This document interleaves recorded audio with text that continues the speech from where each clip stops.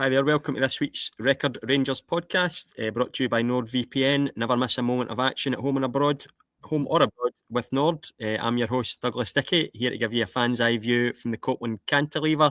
And I'm delighted to be joined by the returning Andy Newport, who I assume has been sunning himself somewhere for the last week. Andy, good made some use of the free weekend. Obviously, Rangers not in action over the weekend, so a few days away with the family. Few too many beers, far too much food while I was away, but here we are, ready to go again, ready for the big run-in. Absolutely. And we can start today actually with some breaking news. So just in the last few minutes, before we came on air, it's been confirmed that Rangers stalwart, Rangers captain James Tavernier is leaving the club.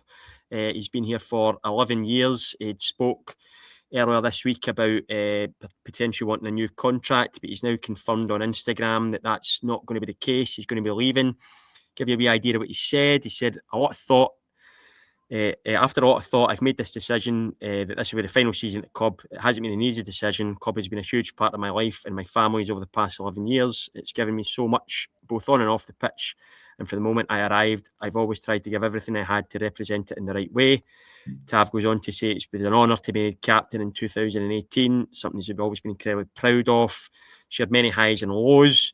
Talks about lifting the Scottish Cup and League Cup along the way. Obviously, the journey to the European final, Europa League final in 2022.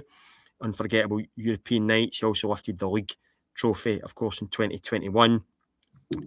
Thanks his players and staff.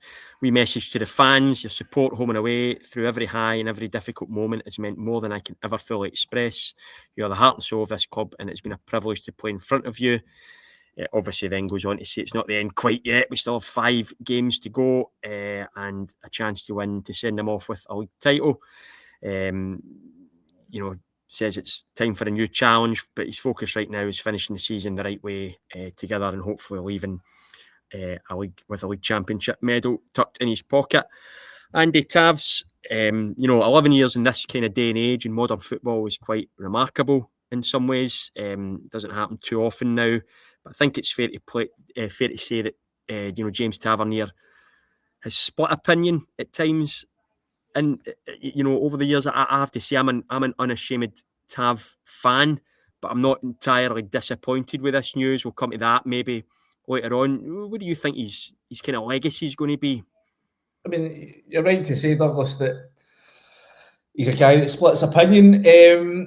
I must say, I'm with you. I think down the years he's been a fantastic servant at the club, and I feel for him in a way because I think had he played for the club at any other sort of time in its history, he'd be walking away right now with bundles and bundles of medals. I think I generally think that on his day he was as good as any of the sort of right backs that have that I've worn that jersey down the years. You're not top scorer in a Europa League, and help really lead from the front in terms of taking a team to a European final without being a proper player. Yes, I mean there'll always be people that will point to some perceived defensive deficiencies. I actually think he's a much better defender, or he was certainly when before the last couple of years when his legs started to fade a wee bit. But I think down the years you look at him in that run to Seville defensively, he was magnificent. He was as much a presence defensively that season as he was in an attacking force. When you think about the year before, you mentioned the league title winning season. He led a defence that conceded, I think was it 9 goals they conceded all season? I mean, it's a few more than that, but I think league season, I think it was 9. I think they conceded 9 goals all season. Am I being wrong? No, I don't. I think it was near 15 odd. Yeah, you maybe are right, but it's an incredible feat. That he did. What they did that season. He was part of that. He was a fundamental part of that.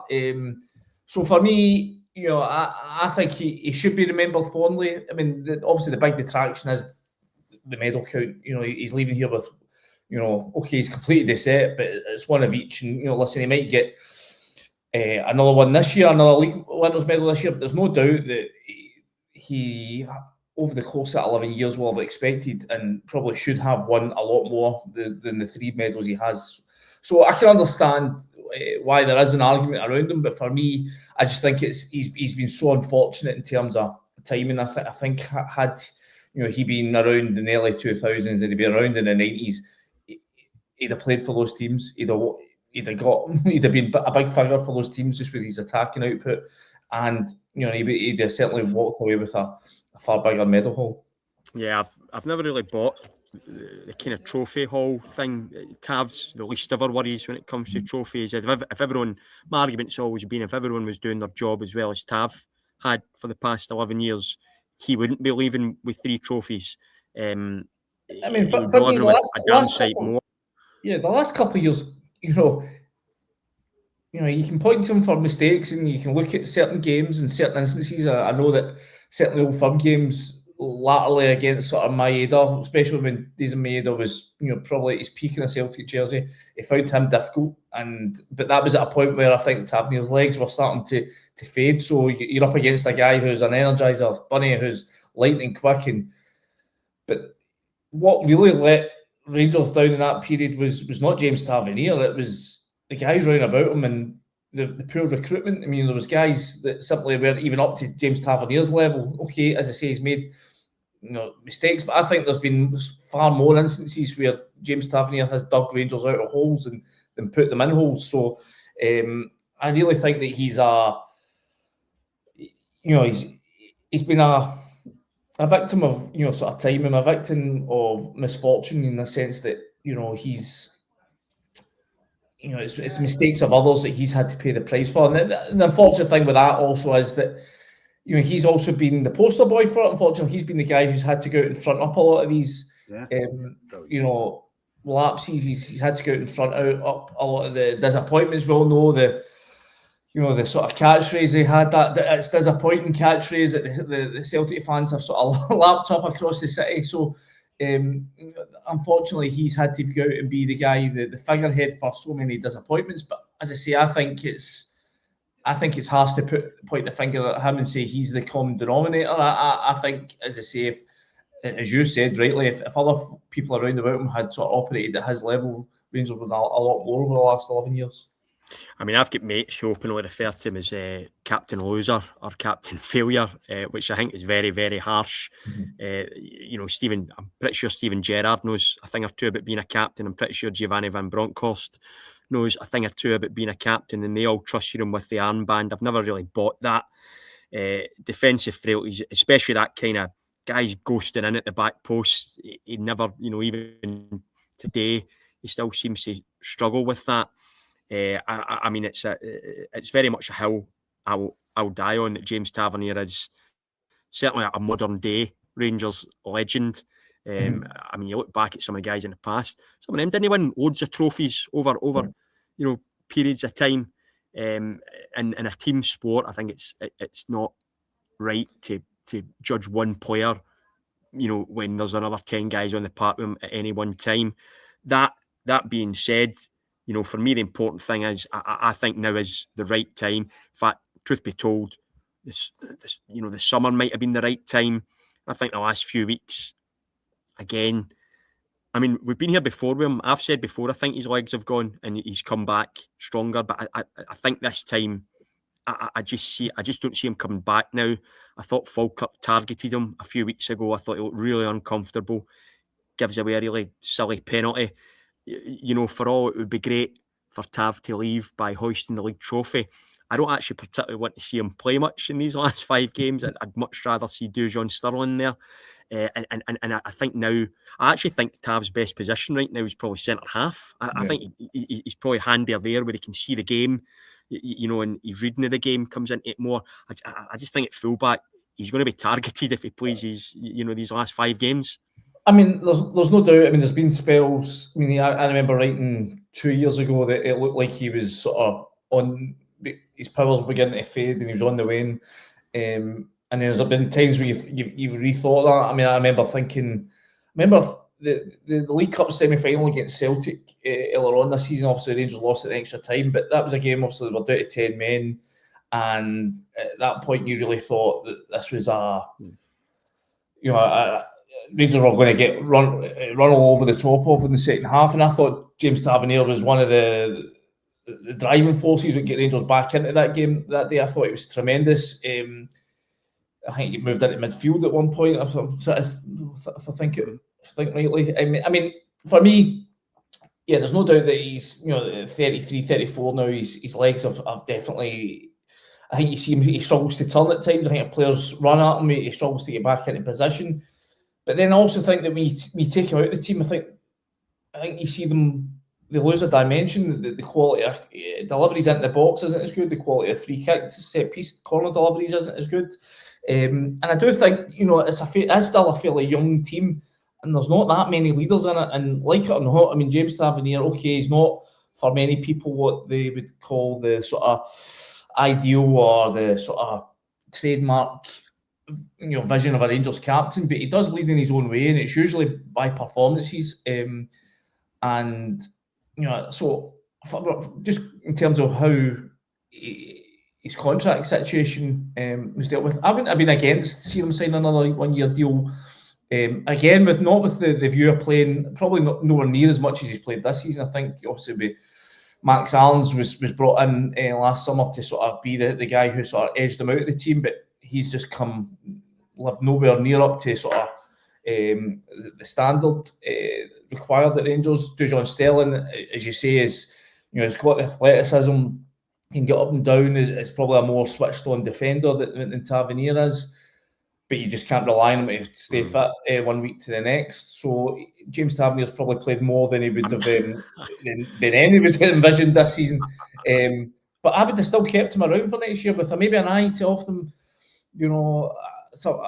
a coaching role further down the line. I would have given him the basis that he can maybe play 10, 15 games a season, maybe have him in there just around the dressing room to be the guy that instills the standards in the rest of the teammates. But I get, he obviously gave the interview this week. Scott McDermott was there this week to speak to him at a William Hill event, and he says in his mind he can still play for another 4 years. What level that turns out to be, we'll see. I don't think it'll be. I don't expect to see him staying in Scotland. I think you'll see him going back down south. I even think the Championship, even watching last night, John Lundstrom's playing for Hull, did okay for Hull, but John Lundstrom's a good couple of years younger than James Tavernier, and I would imagine that I can't see him going down south and playing at that kind of level. So I just wonder if, obviously, at no point has there ever been a suggestion that a contract's been put on the table. Danny Rohl, when we spoke to him a few weeks ago about this, try to tease any sort of hint out of him whether or not a deal had been put in place, was very reluctant to get into the detail of it. So to me, it sounds like there's never really been a prospect of a contract materialising. So in that sense, it is obviously best for him to shake hands and move on. For me, the interesting thing will be see what sort of reception he gets from the Rangers fans. As you say, as somebody who splits opinion, he's been here 11 years. He's due by rights a testimonial that never materialised. I'm just wondering if that will be something that the club arranges for the summer. We saw Alan McGregor a couple of years ago. He was the last Rangers player to get a testimonial sort of arranged after his retirement had been announced, and he obviously came back to play 45 minutes against Newcastle at Ibrox. I'm just wondering if there's any way in which the club can honour him in that way. But because for me, he definitely deserves it. Okay, as we said, he's not won as many medals as he probably thought he would have, that he probably should have. But as I believe is that I don't think that's all entirely down to him. I think he's been let down by the people upstairs. I think he's been let down by some teammates on occasion. So I think that there's he's definitely deserving of a proper send-off, and that for me would be a proper testimonial come the summer. I wonder if a testimonial might depend on how the next 5 games go, because I think kind of talk of one last season gets shelved as we were at the time we were losing the Scottish Cup to Queen's Park and whatnot. Yeah. So, we know Ibrox can be an unforgiving place when things aren't going well. James Tavernier will know that more than most. Just to kind of finish it off, one thing I'd say about him, his fitness levels have been incredible for 11 years. Barely missed a game. Yeah. I think, people talk about bravery. For me, his bravery on the ball has been second to none. He's always been the guy trying to drive us forward, even when he's going through poor games. He's never hid.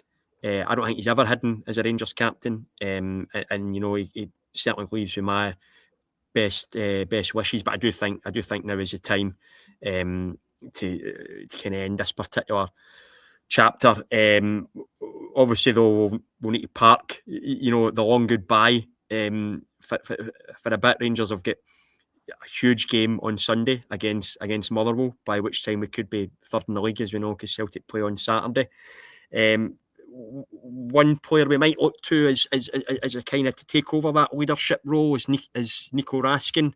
Myself, Scott and Gary spoke briefly about him on the pod last week. He's been kind of talking about changes in his positioning since Danny Rohl's come in. Andy, I've criticised Raskin in this show a few times this season. I felt like he was coasting, maybe with one eye on a World Cup, but there's no doubt the last few weeks he's kind of emerged as one of our most important players. Goals against Aberdeen, goals against Falkirk. How important is he to the running, and where do you see his best position? I've always seen him as a kind of box to box guy, a wee terrier. I don't think he's a great number 6. I don't think he's great at taking the ball on the turn and stuff like that. But when you get him chasing people down and that motor up and down the park, I think that's where he's strongest. I wonder what your thoughts are. Well, I agree with you in terms of I think he is a player that has lulls throughout a season. I don't think consistency is something that has been terrifically great throughout his time at Rangers. I think there's always been periods where he looks, phenomenal, and then there'll be spells where you start and go, "What's all the fuss about this lad?" I think we've seen that a couple of times this season, but right now he's on his uppers. He's doing well. I think in terms of his best position, for me, he has to be a guy whose energy is used in the right places. I think when you play him as that 6, I think his natural tenacity, his desire to get after the ball, it's not best utilised there, because I think if you're going to be a number 6, you think about somebody like Stephen Davis when he played there. It was all about discipline on the ball and discipline off the ball in terms of holding your position, making sure you're not leaving the spaces where opposition teams can penetrate you. And I think that's too many times we're asking and listen, it's a quality, it's to be admired, that desire, that energy that he's got, but it's just not best utilised in that what is really a sort of protective, sort of anchoring role where you have to be in the right places at the right time, otherwise you're left vulnerable. And I think that's why, for me, I think you saw the second half against Falkirk with Nico Raskin. It's getting him going forward. It's getting him into the places where he can be most effective. And for me, that's chasing the ball, but higher up, not leaving his back four exposed. And then once he gets on the ball, he can be effective. It's far too, for me, too many times you see Raskin in the ball and he's just doing the sort of fetch and carry, water carrying sort of job. And he's not hurting teams, he's just passing in front of teams. I think we see him running beyond midfielders, getting into the spaces in front of the box. And as you saw with his goal, Falkirk, or I'm thinking back to the headers against Celtic. You can get him into the box. He's dangerous. He can be a goal threat. So for me, you obviously get Chukwane there. You've got Connor Barron coming back. They're the guys that can be that sort of protective shield. They've not really got the passing range. I don't think they've really got the quality in the final third to hurt teams, but I think Raskin does. So listen, I can understand why he will want to be in that 6 role, because at the end of the day, that's the position where he's going to play for Belgium. If he's going to play for Belgium, it has to be there. He's not going to dislodge a Tielemans or a Kevin De Bruyne out of their squad, so he has to be earmarking that number 6 role, but that's not where he's most effective for Rangers. And for Rangers to get the most out of him in the last 5 games, they have to be putting him forward and ask him to go and use his energy where it's most effective, and that's hurting teams, hurting opposition defences.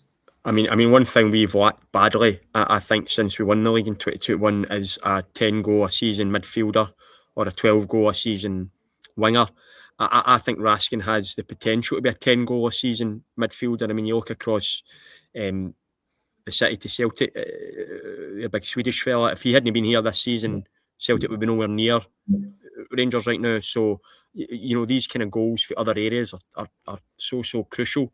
And I just don't see him as a guy sitting, you know, that kind of Claude Makelele type role, just sitting there, because he gets drawn to the ball. He's like a moth around a lamp at times with the ball. But you know, so utilise that. And like you say, he's got the likes of Bannon and Chukwane to kind of do that for him now. And I think in these last 5 games, I mean, everyone's going to need to play their part.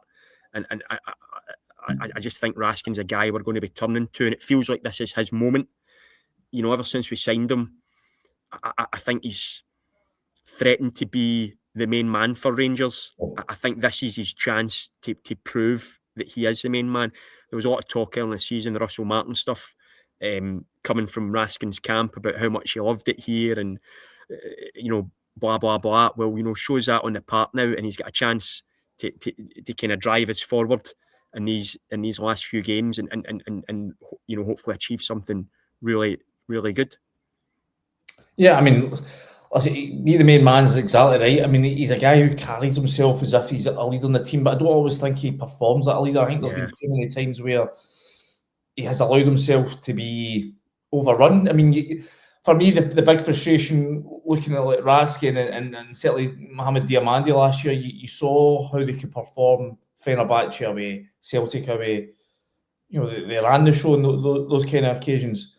And then a week later, they would maybe go to St Mirren or they would go to Dundee, and they would be the guys that were getting run over the top of. And it was like, you can't dish out the plaudits one week and then not expect to take the criticism the next. So, yeah, I mean, this is his opportunity.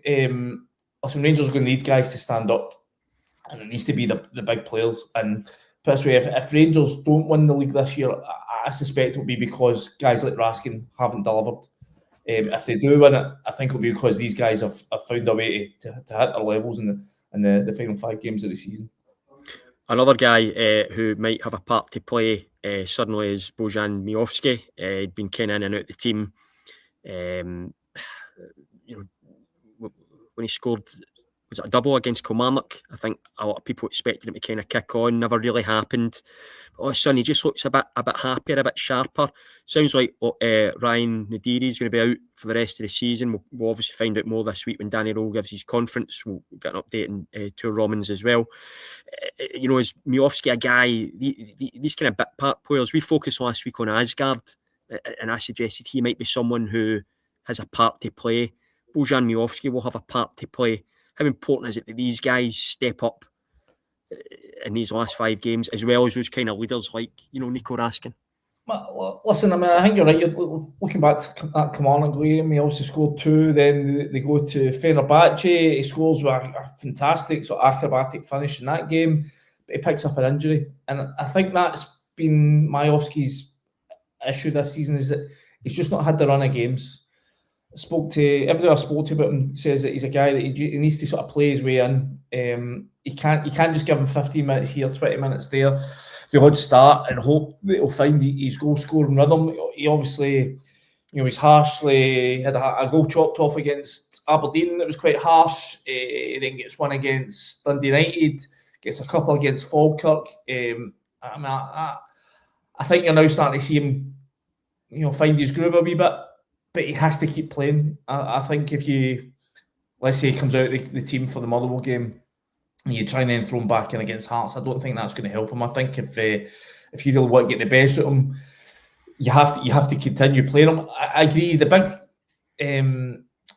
downside to his game is he's just not involved enough. He's not enough of a presence at the top end of the pitch.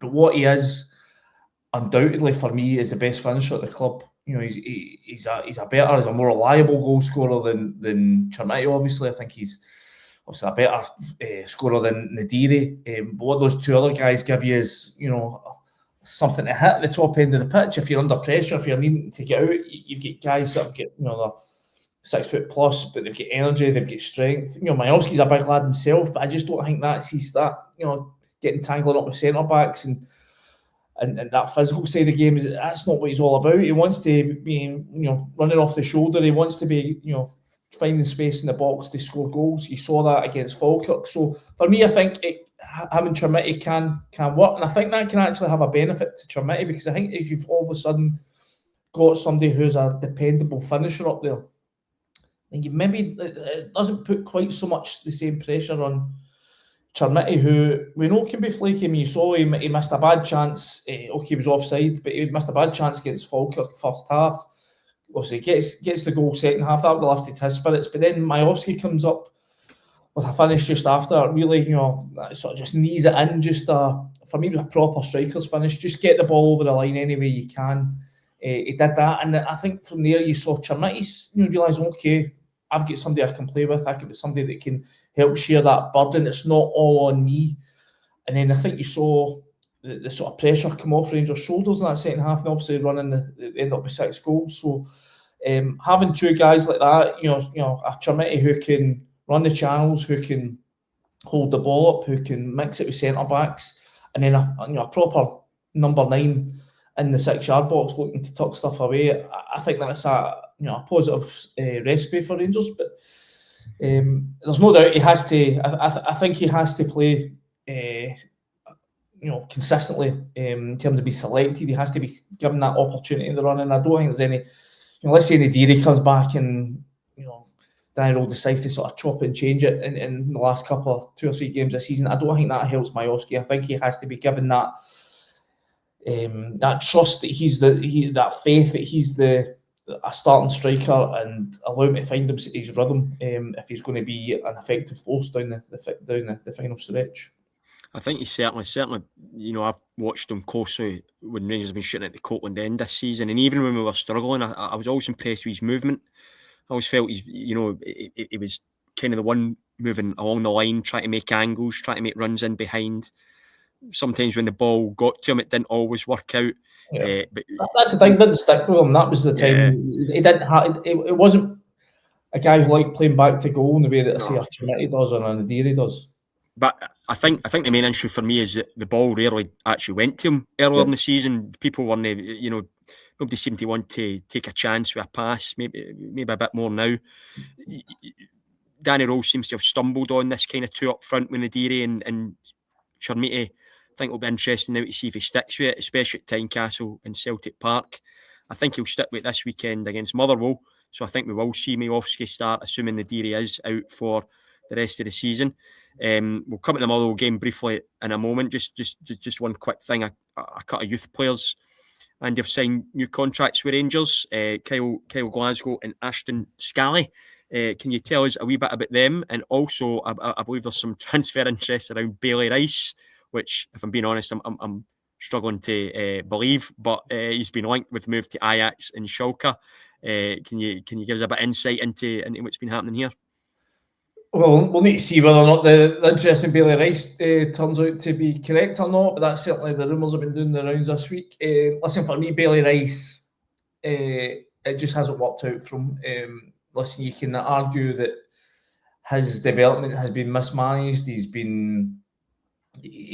simply hasn't played anywhere near enough games, proper men's games at this level. I can understand why Rangers felt they need to keep him on, especially for things like UEFA coefficients. You think about him, he was thrown in to start a big Europa League quarter-final this sort of time last year, but it just hasn't happened for him. Whether everyone who's spoken about him, coaches, players down the years have said that, listen, this guy's got supreme talent. You talk about, he was in the same Motherwell youth team as Lennon Miller at one stage, and everyone spoke about, it's actually Bailey Rice who was the more the brighter prospect at that time, and he was sort of 14, 15. Obviously, then when he's moved to Rangers, but obviously moving to Rangers, making that step into first team football is always a lot harder. Lennon Miller's had the benefit of getting into a Motherwell team and playing 100 games by the time he's 19, and has then also won a huge move out to Udinese in Italy, whereas Bailey Rice has stagnated. So for me, I think it's probably right that he moves on for his own sake. I mean, I think Rangers might, if he can get his career back on track and sort of fulfil the potential he had as a teenager, Rangers might come to regret how they've handled him. But at the end of the day, to play for Rangers, to pull on that blue jersey, you have to earn it, and you can't just be throwing in young boys to develop them if they're not going to perform to the standards required at the first team level. I think, as everyone talks about his talent, but there was obviously areas of his game he just had never really sort of got up to speed with, especially defensively. I think, again, we talk about Raskin being not switched on at times to the demands of that number 6 role. Obviously that is Bailey Rice's position, and I think at times, he has been, you've seen players go past him, you've seen players, runners allowed to sort of drift off him, and that's what, if you're going to play that role, that sort of quarterback role, you have to be really clued in on. So maybe it's best for him if he goes. Listen, like yourself, I'm a bit surprised by the sort of level of club shock. Obviously, top of the Bundesliga too, but still a massive club in Germany, and obviously Ajax, we know, a massive club in Holland. But listen, in terms of, if it is true that he can end up going there, I mean, there's probably no better place for him to go, the type of style of football that they play. I imagine that type of player that Bailey Rice is, he would fit right in there. As for our 2 young lads, Kyle Glasgow signed his new deal a few weeks back. Ashton Scally just signed it this week. I think it was Scott who broke the story for Record Sport Online. But, Scally's, everything we hear, he's the player at Auchenhowie that the coaches are really excited about. I think he's a young fullback, Rangers fan as a boy. There's obviously interest in him from down south. We've seen quite a few young prospects, not just from Rangers, but from other Scottish clubs sort of lured south. English clubs are sort of giving a greater focus to Scottish talent at the minute because of the way that Brexit has made it harder to recruit young players from abroad. So we've seen a lot of our best talent sort of whisked away down the road before they even get a chance to sort of play a first team game. So the fact that Rangers are able to sort of fend that off, get them tied down to a professional deal, I think it's a 4-year contract, will encourage them. But as I think the Bailey Rice situation is has to be taken into mind. They have to manage his development better than they have done with others, certainly in recent past, because Rangers simply haven't developed enough of their own players. We've seen that's had knock-on effects in terms of how many players they can register for Europe. They need to increase that level. I think there is excitement across the board that there are a better crop of players coming through, but we've heard this before. The biggest thing is getting these kids from that age, 16, 17, 18, to then to the point where at 19, 20, they can be not just on the fringes of a first team, but playing regularly. So, and listen, if they can do that, it'll save the club an awful lot of money. Rearing your own, it makes far more financial sense to do that than to go out and spend millions of pounds paying for other clubs' youngsters. So the hope will be that young Ashton can kick on now and establish himself in the first team. Yeah, I mean, I'm always a bit sceptical about these young boys. We've been here many times before. Guys like Alec Lowry, and I'll sit in the the district bar after a game, nursing a pint, and people say, "Why aren't we playing the young boys?" And then we'll play them in a League Cup game and they'll struggle against Stranraer or someone like that. And you're like, well, that's why we're not playing the young boys. And so few of them going to better things as well. I know Billy Gilmore, but then Rangers, lost him when he was 16. Very few of them going to better things. I think that's down to because of just the imbalanced way that youth development is set up in this country. You have guys that, you're basically playing youth football till 18, and then we've obviously had the debate around B teams. For me, I think it's something we should be properly looking at. I can understand why clubs, certainly the lower leagues, are reluctant to go down that route. But I think for the national good, for the national team, you look at somewhere like Croatia, who have got a population not dissimilar to Scotland. They have B teams in their lower leagues, and it's been fundamental to them and how they have been able to rear the sort of golden generations that have taken them to a World Cup final not so long ago, and repeated semi-finals at these major tournaments, whereas we get nowhere near it. And I think it's because you get kids coming out of academy football, 16, 17, then going to ask to go and play men's football. You're talking about going playing against us in RAR. Okay, there might be a bunch of part-timers, but they're all get hairy backsides and grey hairs in their heads. I mean, a lot of these kids will only be playing. We all know that academy football's nice, pretty, you play out for the back, and it's all midfields rotations. But when a big 33-year-old comes and smashes into you, full spell, that's a wake up call, and that's a welcome to men's football type thing. I don't think enough of these kids get that. I mean, I think that's the point, Andy, is that maybe academy football in this country should be more geared towards that, because a big issue for me with Rangers this season has been we're quite obviously get guys who've been brought up through academy football who think that making a nice pass is kind of the end of it, and they're not expecting someone to go through the back of them when they make it. We should be creating and that's why I actually agree with you on B teams. We should be putting them in these games because they need to learn that that's the real world. I mean, they've obviously tried it with the Lowland League. The problem with that is that the standard's just not good enough. You are talking about sort of non-league, not even part-time, almost amateur football in places. So I think they do need to get B teams into the SPFL proper. But listen, that's a debate that's been going on for years, and there seems to be no closer to getting near it. As I say, I understand why, but our clubs in League One and League Two are really going to be developing the players that are going to take us to World Cups and European Championships.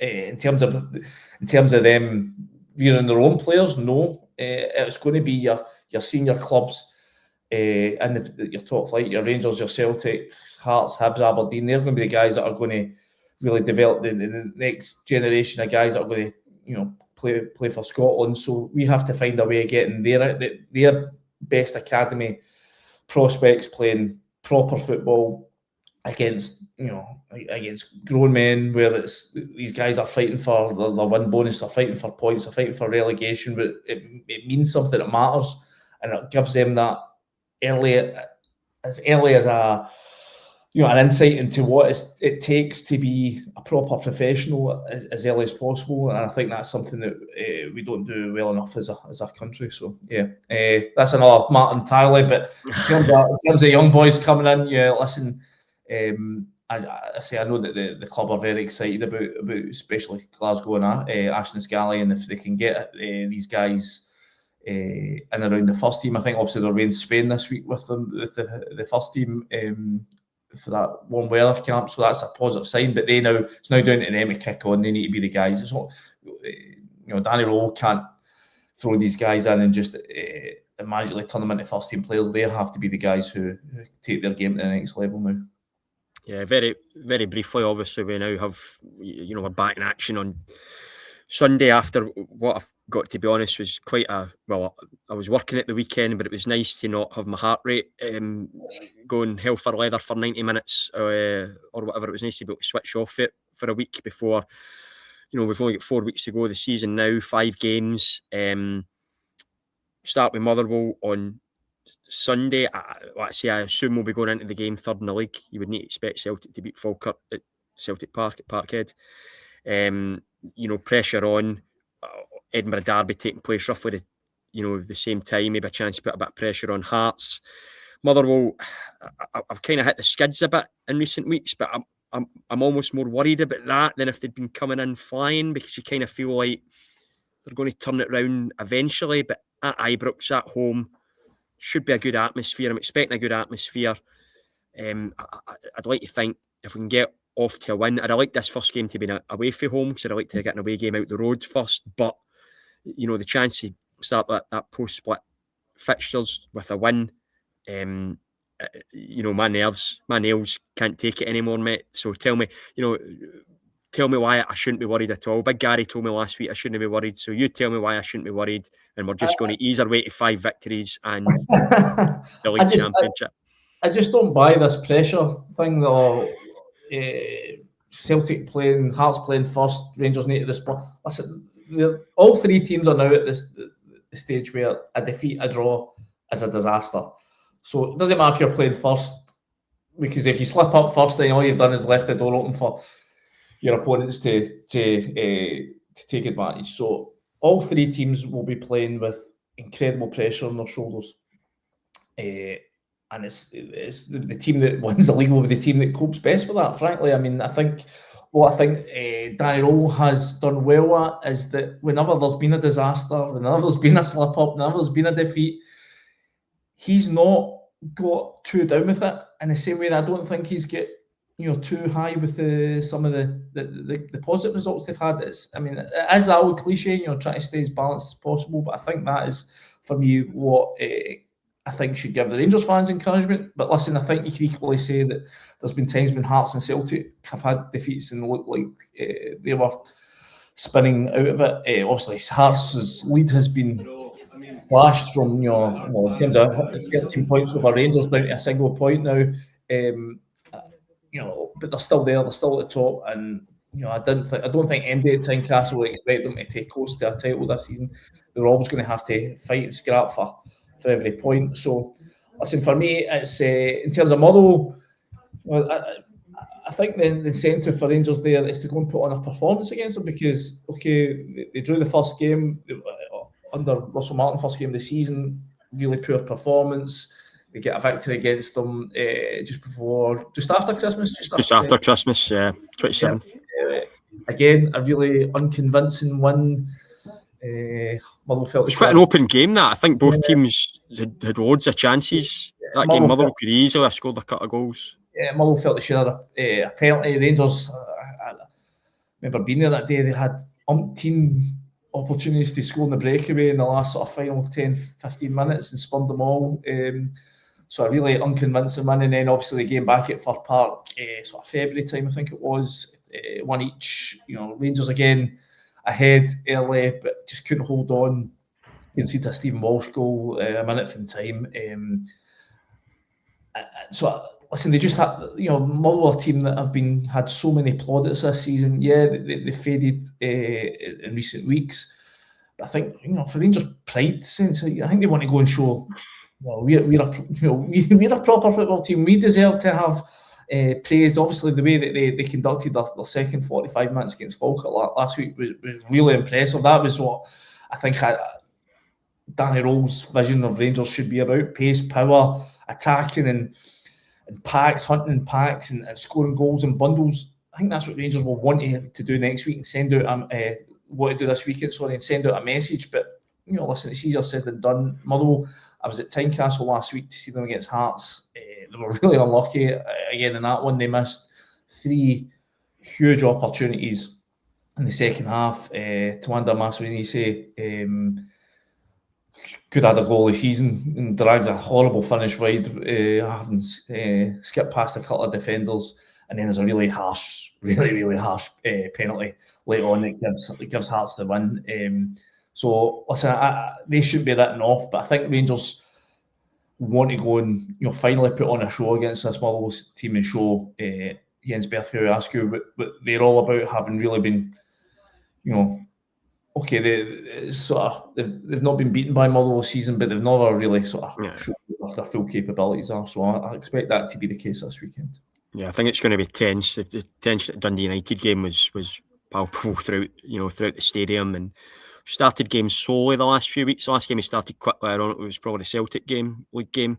I know we get first half goals against United and Aberdeen, but the first 30 minutes were kind of a slog. It'd be nice to see us come out the traps. But I think the warning's there is the Falkirk game. I mean, you start slowly, you can find yourself 2-0 down. You can't keep doing that.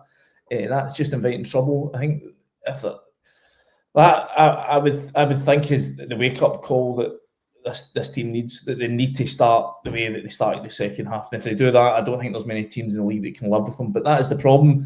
As I said the last time I was on the podcast or on Hotline Live a couple of weeks back, it's this Jekyll and Hyde Rangers at times. They need to decide which personality is that they're going to stick with.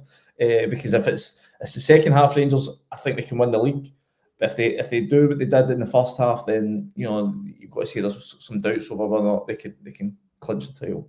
Yeah, I'd say I'm looking forward to it, but I'm not entirely convinced that's exactly true. I think looking forward, I think a lot of Rangers fans are quite happily go to sleep right now and wake up at just the minute after the final whistle in the last game of the season and find out what happens. But it's going to be another, obviously another huge weekend. Listen, we'll leave it there, Andy. Thanks very much. And next week, hopefully, we'll be talking about another win and onwards to the Hearts match. But Motherwell first, one game at a time, and we'll catch you all next week. Thanks for watching.